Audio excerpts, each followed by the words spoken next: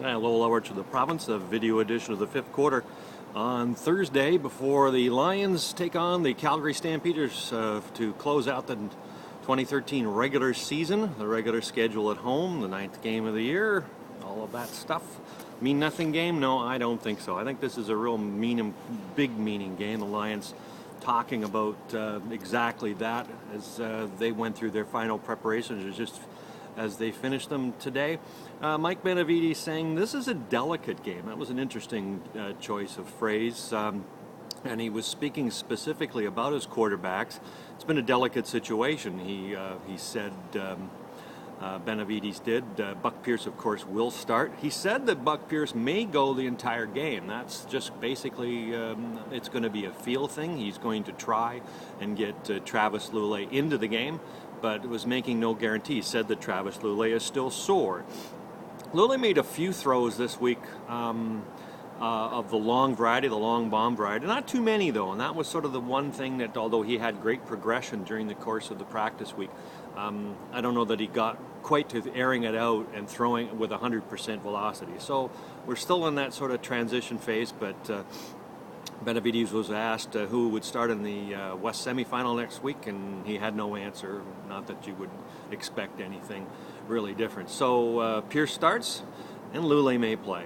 So too may Thomas DeMarco, who won't play on Friday. The Lions will, in all likelihood, scratch Karan Williams, who hasn't practiced all week. Corey Banks, same thing. He hasn't practiced all week. Anton McKenzie and Tim Brown, of course, who hasn't been playing for some time because of the addition in the lineup to Stefan Logan. Jason Araki will dress, but he has not practiced all week as well. So the Lions sort of showing a bit of their Canadian depth or lack thereof.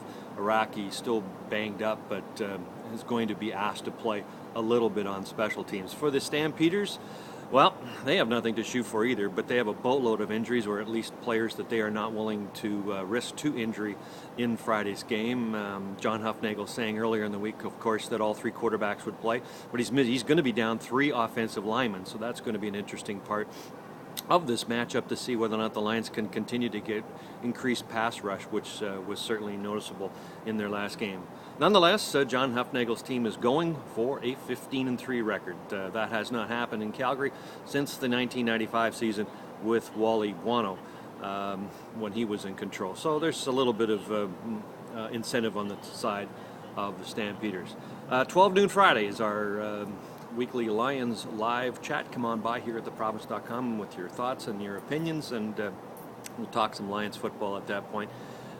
We've got our regular features in the paper as well. Ed Willis has a column talking about the Lions quarterbacking situation. Angus Reid talking about the similarities that he sees between this third-place team right now and a couple of those in Lions history, which certain where the year ended very, very well for BC. So Angus has another piece in the paper on Friday as well. Lowell Edwards from BC Place Stadium.